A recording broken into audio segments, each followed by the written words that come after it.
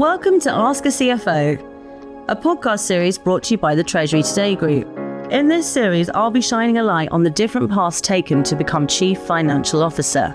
I'm Sophie Jackson, and I'm very excited to be with you on this adventure, learning more about the personal journeys and professional development of CFOs across the world.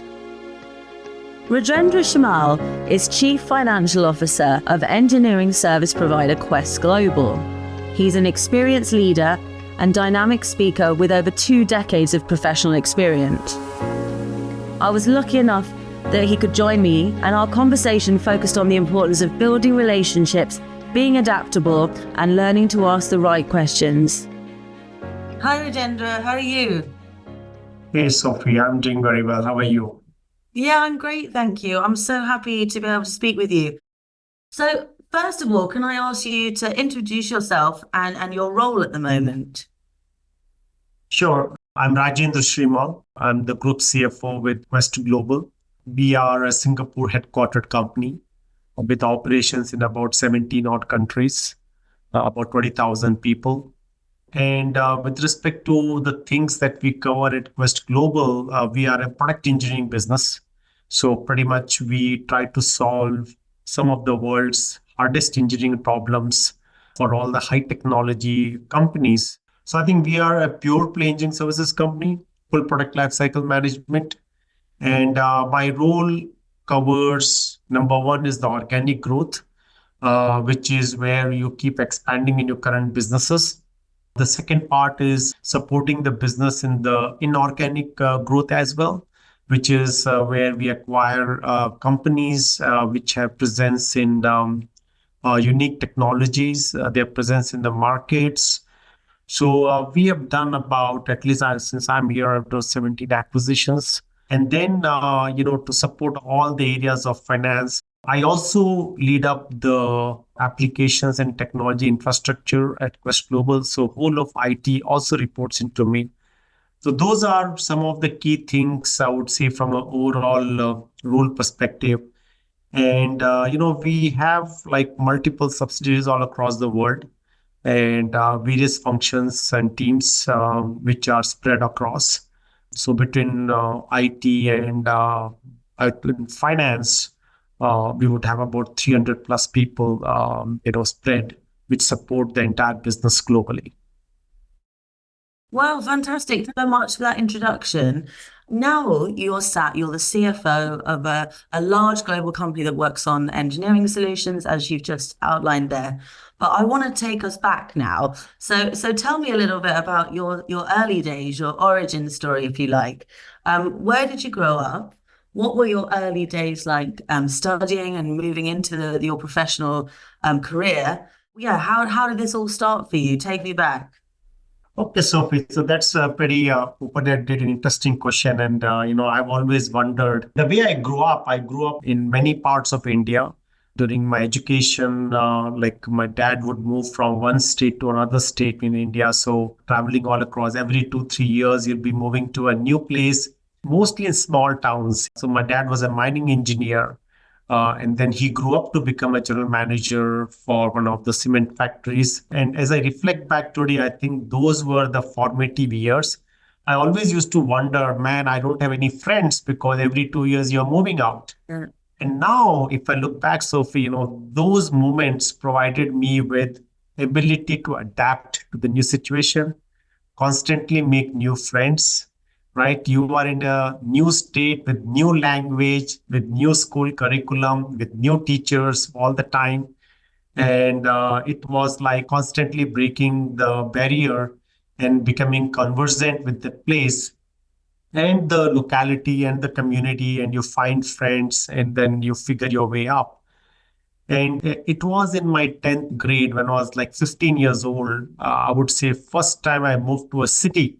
And that's where I did my 10th, 11th, and 12th grade. First time in a hostel, again, a completely new environment because I'm like a North Indian and Chennai is a South India and they don't speak English or Hindi as much. In those days, they are generally Tamils, but English is fine. The school language is English. So you do find teachers at least conversing.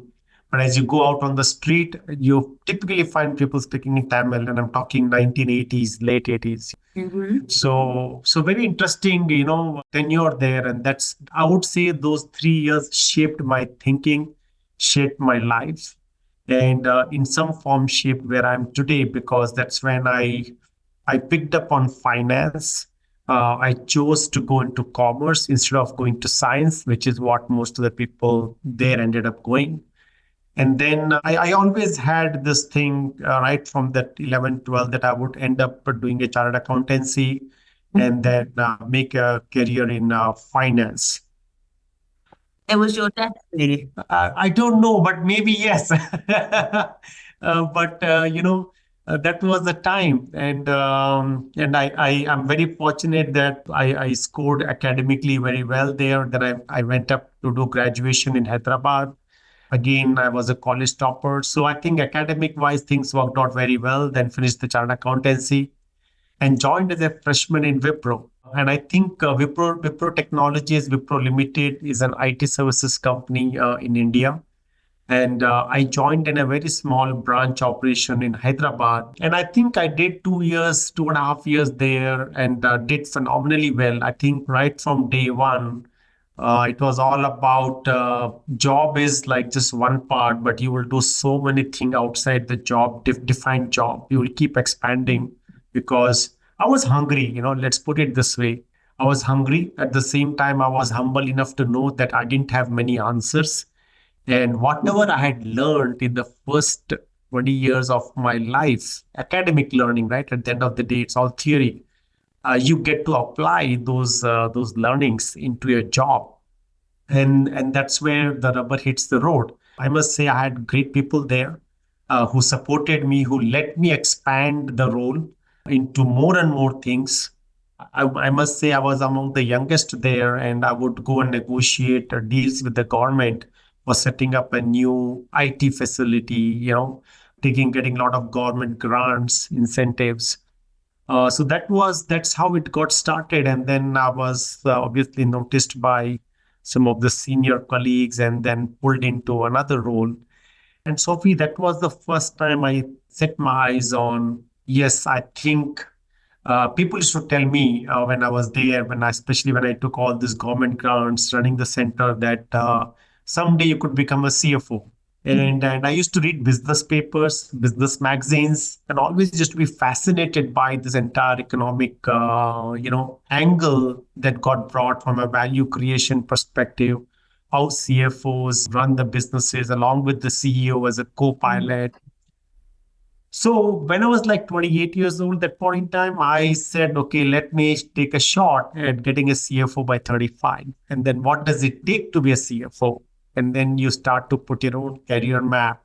And then, the life started with that. So multiple roles, I kept moving. And for me, Sophie, because I grew up in a situation where every 2, 3 years I was moving, I was very comfortable with unknowns.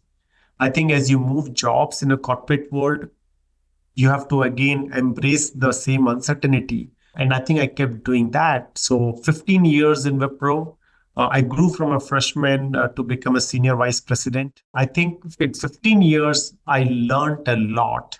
I learned to apply the principles I learned from every bosses, new roles, new people, new locations, new responsibilities, new capabilities that you build, new experiences that you gained. It was phenomenal. I think the company was awesome. It gave so much of exposure. But I was part of the puzzle. And I think 12 years back, after 15 years, I had an opportunity from Quest Global, which was a small company compared to what I was doing at Wipro. So if I connect the dots in the past to the future, I think so much of my childhood, my adulthood, and my ability to interact and engage with people, build relationships, having the humility to accept that you don't have all the answers, but neither do most people have. And then taking that leap of faith and relationship building, I think many of those aspects, as you learn through the career, I think that is what has gotten where I am. Yeah, I mean, that's my short history, Sophie. Fantastic. It's interesting though, because you made this point around your experiences moving early on and going to new schools and so on. And I also went to many schools when I was very young, and I've never really thought about how it shapes your kind of approach to life before. But it was interesting when you talk about your early stages of your career, there's this kind of sense of confidence that comes across in your stories and like self-awareness, self-reliance. And I'm wondering if perhaps that's something that those experiences, if you can turn them into something positive, give to you, is that ability to be very resourceful and independently minded and confident. Perhaps you learn more about yourself when you're having those kind of early stage experiences. Think now about the journey of your career. We've talked about some of those early experiences that led you to where you are today, but tell me something about the challenges and the successes that you've faced so far. Growing up, you always had some challenge or the other.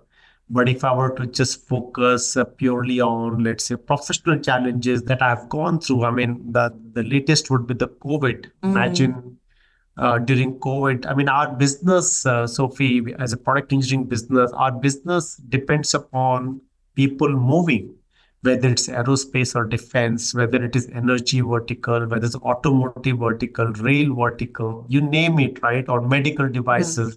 Only when people move that you get business in these segments. When the things come to a halt, then everything is like stops. So a big chunk of our business was impacted. And I think to the credit of Ajit, who's a co-founder, CEO, and chairman, we were like a crack team for five people, focused on our swim lanes. Okay, this is what Rajendra you expected to do. This is what Rishi you are expected to do. Each of us were defined as roles, and then we executed meticulously and came out in 6 months' time. We were like in great shape. At least we knew that the worst is behind us. I think that COVID shaped a lot of our thinking about resilience. And I think some of the calls we were among the first in the industry to take. I think we came out very successfully. And immediately after that, you had the great resignation wave. Think about it, right? You're coming from a crisis to another crisis. And people are just living left, right, and center. You have this hybrid mode of working. And retaining the talent is such an important thing because ultimately you are what your people around you. So I think that was another phase. I think we have come out very successfully of that as well. And if I go back in time, I think clearly the global financial crisis of 2008 was something that is still live. I was the treasurer there and Wipro. I mean, I just moved into the new treasury role. I have practically no idea what does the financial markets mean, because all this while I was in the business side of the finance, managing business, P&Ls, profits, winning deals, all those things. And then you come into the treasury, and after you take over, and then you have a Lehman crisis in late 2008. That learning was immense because we had a huge hedge book. Foreign exchange was moving volatile. We had borrowings. I think it taught me a lot. I think that's where I built some of my best relationship with the bankers, with economists, with a lot of peer colleagues, who were the treasury heads of the peer companies. And yeah, I mean, prior to that, many things we have done, like so many M&A transactions. Every transaction is different. Every transaction is very unique in nature, depending upon what the founder aspirations are, what he's trying to do, and then you structure a deal accordingly. So I would say, many of these challenges are the places where it shaped you. It made you grow from what you are. And if I look back and some of these challenges, I said it provides you growth. I think some lessons that you learn during these challenges are that ultimately it's all about human to human. We may be doing transaction, but it is human to human. So the relationships are the most important thing. And it's always the relationship first. I never used to really appreciate this aspect earlier in life. But when you come into strategic positions and when you have to make those strategic moves, I think relationship becomes very important because the trust has to be built first before you can do anything else. If you ask me challenges and success, I think the only way I'll define is that I have understood the meaning of relationships a lot better now than I had at earlier part of my career. Amazing. And I find that there's so many things that really resonated with me so much there. The first one is this, I love you drawing on the example of the pandemic, because I think that concept of resilience is something that is so critical for all of us right now. I think in the amount of kind of change and geopolitical uncertainty that's the backdrop to everybody's industry sector and everybody's job and everyone's personal life. I think resilience is such a good concept to think about. You mentioned there kind of the context of the space that you operate in within engineering, but what do you think is unique about your industry sector, and how do you think the industry sector that you're in has affected your CFO function? So our industry is about services industry, right? We provide solutions to the customer. So I think each industry, in my view, has its own dynamics, and based on those dynamics, you try to put together the best configuration possible with respect to your holding company structure, with respect to your shareholding structure, with respect to your business structure that you carry out. So a lot of things get customized based on that. And because you're dealing in so many countries, you always have a currency exposure. Because you're doing all the M&A transactions, you always tend to have a debt that you raise. And because we are a private company, with the private equity ownership, you're constantly rotating your equity partners. I mean, Quest Global we had like in 2003, for the first time, we got in the private equity capital with Carlyle as our investor. And then we gave them an exit. And then Warburg came in, Warburg Pincus. We gave them an exit. Then Bain Capital Advent came in. And now again, after their exit, we have got Carlyle back in. So very rare for a private equity companies to invest again into the company, but we have gone full circle. Those are, I would say, very unique to a company. I think we are in a very, very interesting segment of engineering R&D, as the market defines it, where you are working on some of the latest technologies, products that will come into the market maybe 5 years down the line.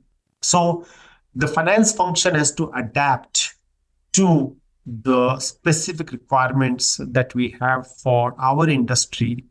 There's a lot of choices you have to make so that you construct a pretty decent functional apparatus so that everything works very well at the fastest speed, keeping the entrepreneurial mindset in mind that you want to be the fastest.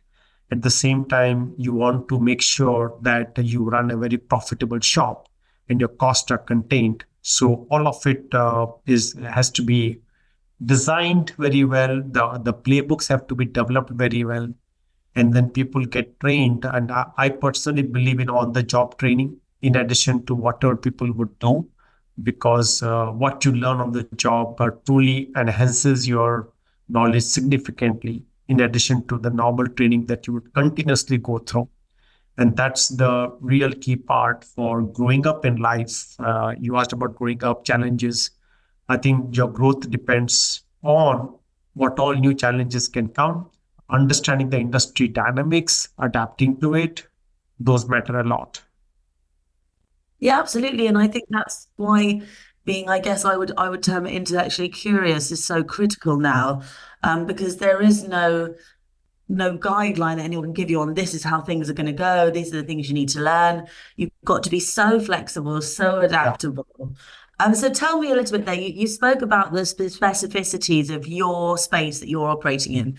But I think what's interesting is our ideas of what a role is going to be like versus the reality. So tell me, when you came into the role of CFO, what aspects of that role were as you were expecting?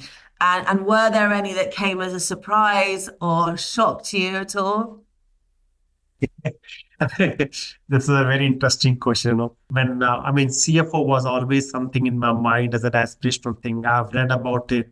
I'd read about it a lot, and during Wipro days, I experienced it, seeing my boss, speaking to investors, working with customers, all of those. When I came here, I wouldn't say if there was any surprise. I mean, surprises are always about adapting to a particular situation. So I wouldn't call that as a surprise. I would say the change in perspective was a big thing, I mean, during my earlier life, I would have gone through, let's say, an accounting controllership role. I would have gone through a business finance role. Would have seen financial planning analytics FP&A role. I was doing sales operations, large deals in the geography. So you would go along with the sales guys to close the deals, and you're constantly negotiating contracts. Then you became a unit CFO. So I was like enterprise solutions CFO. But that CFO, as I look back, was like all business CFO. I did not have a corporate responsibility of, let's say, treasury, of accounting that would be done by a different function. And then you did your other role of treasury. So when you are sitting here, you are pretty much merging all the roles. It's a huge reflection in terms of what does it mean? What do you do? Every now and then you are constantly negotiating. I mean, that is one thing you realize, that you are, as you use the word curiosity or preparedness, you are negotiating M&A deals, you are negotiating the debt raise, you are negotiating with customers for the large deals, you are negotiating with equity partners, you are influencing multiple other leaders in the organization of your value creation thesis, why they need to do what they're doing. All of these actually take you completely to a different level. So one is the technical competency, but second is the entire piece about your communication, your strategy, what you want to achieve, how you become a co-pilot to the CEO. In my view, these are the things that you know about it, but then when you get into the seat, you really feel it. And that's when you find that, man, am I really equipped to do all those things? And then you are speaking to your trusted people, your advisors, your best talent, constantly asking questions. Sophie, one thing I've realized is, as a beginner, you're always trying to seek the right solutions, right answers. Okay. Whether we did our exams and when we were kids, you're always focused on getting the right answers. But as you grow up, I think what you are always seeking is the ability to ask the right questions, because you don't have all the answers. And if you can ask the right questions, the various experts will provide probably a different perspective, answers to those questions. And then you marry many of those things together, and then you come to a certain conclusion. That part has been a big learning, I would say, is how do you really get the ability to understand a situation, what matters in that situation, asking the right questions. And those right questions are for self exploration for the individual itself, because based on the questions you ask, they start thinking on those lines, and we help them. So I remember all the bosses that I loved the most were the people who would ask kind of questions that you would not expect. And then you start to connect the dots as to why that piece is very important. Is it a surprise? I would say no. But did I expect the depth in that fashion? I would say no as well. So I think the depth was very different than what I had thought it would be. What you see outside is a very periphery of the role. But when you sit on the chair and you take all the calls, I think you're taking so much of risk along with you. And there are like 20,000 families that gets impacted with whatever you do. So I think that is the difference, I would say. I love this concept of asking the right questions. But something else I wanted to ask you that's just occurred to me was, what do you think about how important it is to be able to ask for help and to ask for advice as you're progressing, not necessarily just as a CFO, but in order to become successful? I think you need to be somebody who's confident asking for help. Is that something that you would agree with? 100%, Sophie, 100%.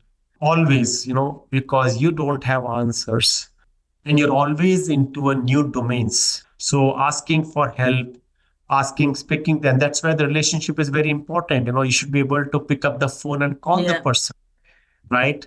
And I think it takes time. Relationship does not get built one way. It is a win-win. So both the people have to see a value creation. So yes, I think finding the right people in your network is very important, whom you can reach out to when you don't have answers. I mean, mentors, finding the right mentors in some form is all about that. Fantastic. And then if we think about your role and how things are changing, how have you seen the role of CFO evolve? And what skills do you think are needed to become a leading modern CFO? I was fortunate to be at Wipro in my earlier organization, which always was at the forefront of what a finance leader has to do. And that company has given a lot of CFOs to the industry. A lot of learning that I learned there came in pretty handy. So right from day one, you were like a strategic business partner. That strategic business partner has evolved in my mind. I think you are truly the trusted thinking partner for the CEO and the board to achieve the financial goals and the strategic vision of the company. I mean, finance is very important function in that entire piece of what your vision is, how do you achieve it. Because if you don't have the balance sheet, your vision is as good as your vision. You have to have the balance sheet to support the risk that you're taking and support the vision that you want to achieve. You can't go to war on many fronts. You have to decide which all things you want to pick up, and you have to have a very long-term perspective in mind. And making sure that company survives is your number one priority. And it's always a very fine balance between the growth and the profitability. So I think in some form, what the role of CFO has become now is that you need to be able to appreciate and not get distracted, and ability to pretty much guide the management team on your value creation thesis, remind them all the time. I think keeping the company on track, CEO plays a very important role. And if I may add along with that, is now the use of technology again is constant, but again is evolving all the time. And having the right talent, getting in your team, the right people in the right seats is very important. I think that evaluation of talent is in my view today little different than what you would do maybe 10 years back. Aspirations of people are different. I think those are important things in the way it has changed. Technology, I think, has evolved a lot, massive, I would say. And I think I have experienced it myself. So, how as a CFO you can be comfortable with technology? So we have the famous thing in Quest Global is called love loath exercise. What we do is we actually ask people, what are the things you loathe about? There is things that you don't like. And things that you don't like, either you could automate them via technology, or you could eliminate them completely if you think that is not required, or third is delegate it out to the next layer, because there are enough people in the bottom of the chain who wants to pick something new. So with that, you free yourself up. And I think this exercise enables you to develop people underneath you, to develop yourself, because you become more self-aware. And as you create capacity for yourself, you are able to pick on something new. But ultimately, creativity, curiosity, the big ideas, they need your mind space. So I think those are the big changes I would say what I was maybe 12 years back to what I'm today. You mentioned a couple of very interesting points there. I mean, the first one being around that balancing of profitability with growth. And I thought it was particularly interesting that you spoke then about that kind of dynamic between founders and the CFO, because that made me think about the role of CFO in scaling up organizations. I mean, a woman that I'm going to be speaking with next week, Emmy Maxwell, was at Charlotte Tilbury from the beginning, and that scaled up quite dramatically. And she was, similar to yourself, a young CFO as well. So I think that's a very interesting dynamic to explore there. So finally, what I want to come to you is, for those that are listening who are either just starting out their career or in general, just anyone aspiring to become a future CFO like yourself, what advice would you offer them today? First thing in life is you have to be optimistic about life. As CFOs, as people with numbers, people with so much of MIS report that we see, we tend to look at all the issues in business that is there, because your job is to find the issues and then really work to fix it, work to improve it, and ultimately that helps in you in better profitability and cash flow. But then there are a lot of things that are going right, because of which your business is going. I think the optimistic mindset is, I would say, number one. Number two, that comes along with the optimistic mindset is a growth mindset. You have to have a growth mindset. And growth mindset also means you have an ownership mindset. From an attitude perspective, I think humility and hunger, they go hand in hand. You have to be hungry about things, which means you are hungry about new knowledge, you're hungry about getting new things done, you're hungry to learn something, take on something. When things come to your plate, you are even more excited rather than saying, oh, this is another workload that is coming to my table. At the same time, humble enough to know that you don't have all the answers, and you have to really learn as you grow. And to wrap all these things is a system level view. Knowing how the entire system works is important. Communication I would say less is more is so relevant here. How crisply you can communicate your thoughts, how you can ideate, how you can provoke good discussions by asking right questions. These are all the softer skills that you start to build, in addition to the technical skills that you are anyway.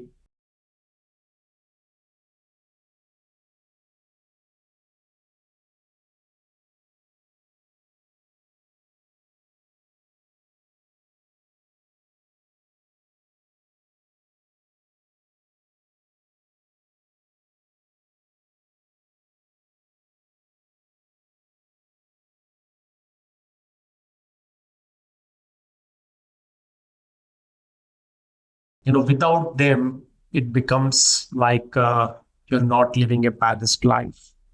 So those are the things that I know I've talked more many things, but I think as a finance professional, those softer things that I talked about, along with the health, I think will give you a good platform. And having a vision for yourself, you have to set your career map. You have to decide what you want to do. You have to give the time, because in today's world you find people flipping jobs every 2, 3, 4 years. But if you give time to the company will reward you back, but it doesn't mean you do the same job. You keep rotating into different role. Be comfortable with the extending your comfort zone. It is never easy, but then that's how you grow up in life. That's how you actually grow up in your own mental space. Amazing. I love that, your focus on, I guess I would say, holistic guidance, physical health, mental health, emotional health. I've never heard the three put together like that. But if you think thriving in all of those 3 areas, that is what it means to be successful, not simply attaining just these titles and reaching the CFO level. So I really love that. Thank you so much. There's some things that really resonate for me throughout our conversation that's unique to your experiences. And I should say, confidence, humble confidence, because you've mentioned this concept of being humble many times. And I think that's a really important one to note. This kind of resilience, curiosity, the power of relationships and of building one's network. And as you've just well said there, another thing that stood out for me in our conversation today has been that perspective of being open to new things and staying the course, that concept we came back to at the beginning of resilience. So thank you so much. I have loved speaking with you. Is there anything else you want to share with our audience? I think I would like to wish you the very best. I think there are the next 10 years, 20 years will be very different from what we have seen in the past. And look at the future with a lot of optimism. Find your own field of play and enjoy life as you work hard.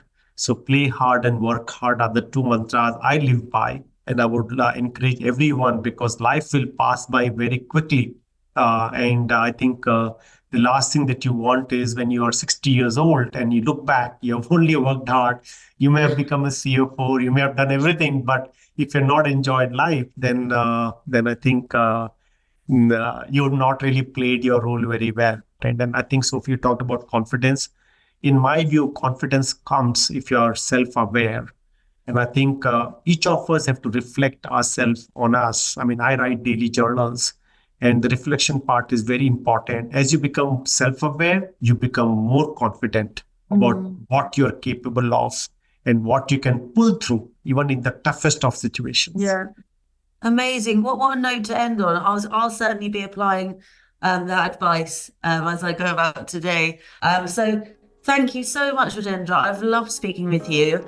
And there's so much amazing implementable advice there. Thank you so much to Rajendra for taking part in our Ask a CFO series. Stay tuned and subscribe wherever you get your podcasts from, as we'll be regularly releasing further episodes with an array of different CFOs located across the world. Thank you so much, and please do join us again.